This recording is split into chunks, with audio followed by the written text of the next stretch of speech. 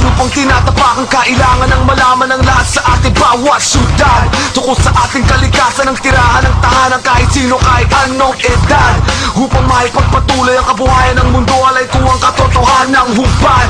Sa umagitan ng kata, aking itutula ang mga salitang nilalahad sa aking bansa. Mag-uumpisa sa ating kalikasan kung saan matatagpuan ang ligas na kayamanan. Dapat nating alagaan at huwag nating pabayaan, dahil dito nakasalalay ang ating kinabukasan. Tingnan na mabuti ang ating kagubatan na dahan-dahang nababawasan dahil di na pagtutunan ng pansin. Pansinin ang mga tanim, isang mga bagay na kailangan kong ampahin na kalahin. Imbis na patubuhin, ito ay susunugin. Sabihin mo nga sa'kin bakit ko'y aaksayahin. Imbis na gamitin sa tamang paraan at anihin, akita ng inyong puso ay nais kong abutin. Saan naman umpisahan ng andukain, kalikasan na sahin, magtanim ng puno na nagsisilbing nilim. Siya nagbibigay hangin, buhay ang kapalit natin kung hindi to susundin.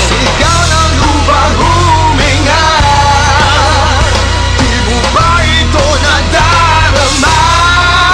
Kalamitan ng ating bansa, tayo din mismo ang lumikha. Makinig sa aming mga salita, di ka ba nadadala? Kumilos ang ating bansa, bago ba ang lahat ay mawala? Sandaan kung saan mga kalsadang gawa sa baril at tiga ng mga haring lasing sa hawak nilang kapangyarihan. Tinanggalan ng karapatang maging tawa ko. Ito ang sugal na negosyo tayo, ang mga piyon na nakapusta dito. Lupa daw kasi ang kabalan sa bawat ulo.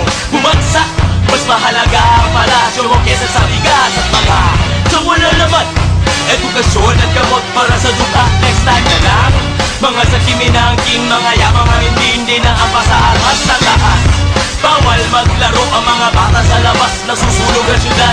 Wala na ba talagang pag-asa para sa masang tuloy ba rin umaasa na matigil ang pagdaloy ng dugo, ang mundo'y nilikha, pinapala. Ikaw ng lupang humihinga,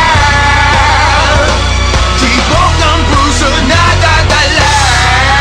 Kalamitan ng ating bansa, tayo din mismo ang lumikha. Makinig sa aming mga salita, di ka ba nadadala? Kumilos ang ating bansa,